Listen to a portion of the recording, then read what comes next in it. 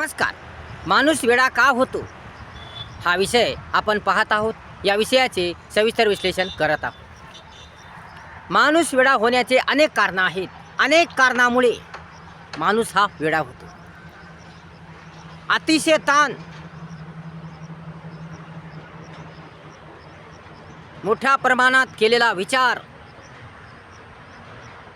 अत्यंतिक बिकट परिस्थिती, भयानक प्रसंग, घटना, घरगुती ताण, बाहेरचा ताण, एखाद्याने फार मोठ्या प्रमाणात केलेला टॉर्चरपणा आणि मनावर खूपच मोठ्या प्रमाणात मनावर घेतलेला परिणाम, या सर्व कारणामुळे मनुष्य वेडा होतो, पागल होतो. त्याची मानसिक स्थिती खालावते.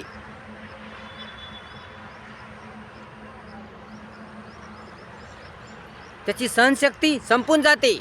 त्याची क्षमता, कुवत संपून जाते आणि त्याच्या मेंदूवर विपरीत परिणाम होतो. त्याचा मेंदू सरकतो आणि तो वेडा होतो. अशा अनेक कारणामुळे माणूस हा वेडा होतो.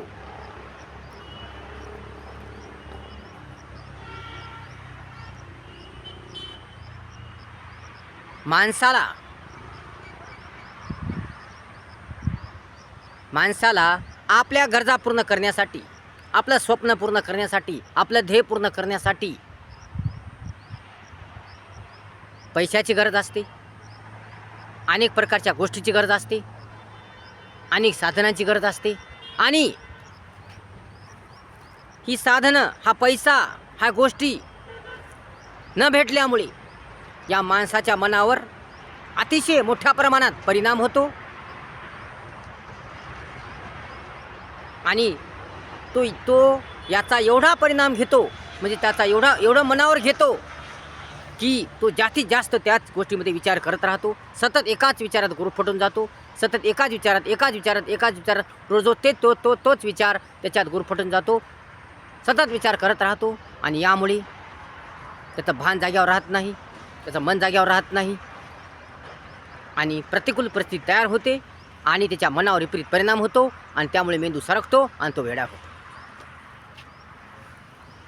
एखाद्या कामासाठी, शैक्षणिक कामासाठी, एखाद्या कोणत्याही गोष्टीसाठी मनुष्याने जर कर्ज घेतला असेल, कोणाकडूनही कर्ज घेतला असेल, बँकेकडून, एखाद्या सावकाराकडून, या कोणाकडून एखादा कर्ज घेतला असेल आणि ते कर्ज त्याला वेळेवर फेडता आले नसेल, त्यांनी कर्ज वेळेवर फेडलं नसेल आणि त्या कर्जावरचं व्याज वाढत जात असेल, तर याचा सर्व ताण त्याच्या डोक्यावर होतो. आता काही जणांची मनस्थिती ही फार नाजूक असते. काही जण फार हलक्या काळजाचे असतात आणि एखाद्याने हे कर्ज घेतला असेल आणि त्याच्यावरचं व्याज वाढत असेल तर याचा फार त्याला ताण निर्माण होतो. हे कर्ज मी कसं फेडू, या कर्जावरचं व्याज कसं फेडू, या सर्व गोष्टीचा ताण त्याच्या डोक्यावर होतो, त्याच्या मेंदूवर होतो. त्याला हे सहन होत नाही आणि त्याला पुढचा कोणताही मार्ग दिसत नाही आणि याचा तो फार विचार करतो. सतत एकाच विचारात राहतो, ही कर्ज मी कसा फेडू. त्याला शांत झोप लागत नाही, त्याला करमत नाही, त्याचं मन लागत नाही. मी एवढा पैसा कुठून फेडू. आणि तसंच ज्यानं पैसे दिले, ज्याच्याकडून त्याने पैसे घेतले, तो सतत त्याला टॉर्चर करत राहतो.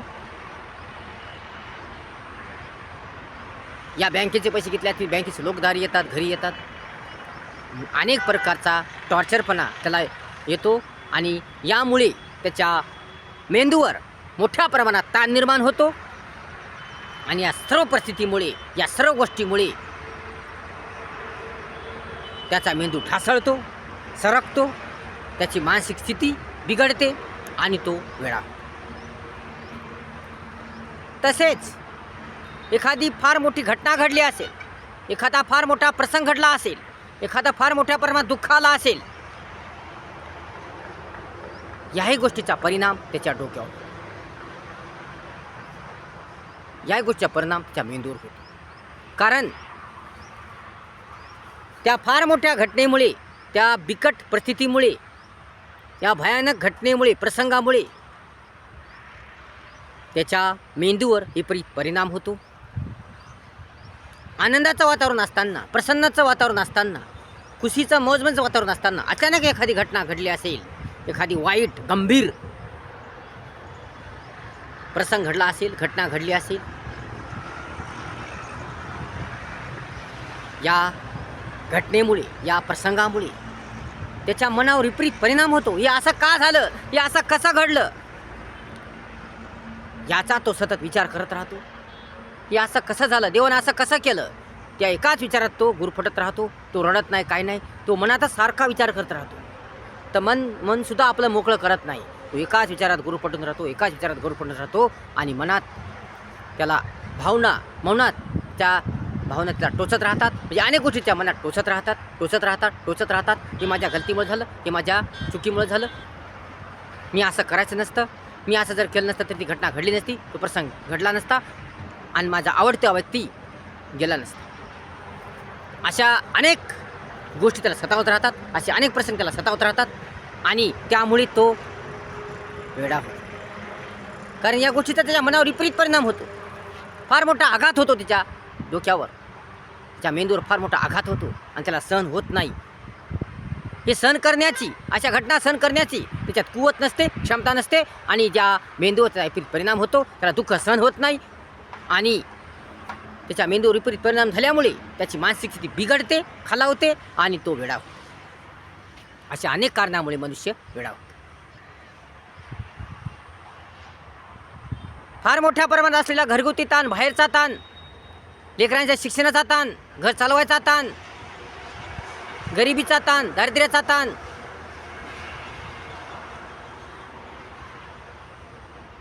अशा अनेक ताणामुळे तिच्या मेंदूवर विपरीत परिणाम होतो आणि तो वेडा होतो. अशा अनेक गोष्टी आहेत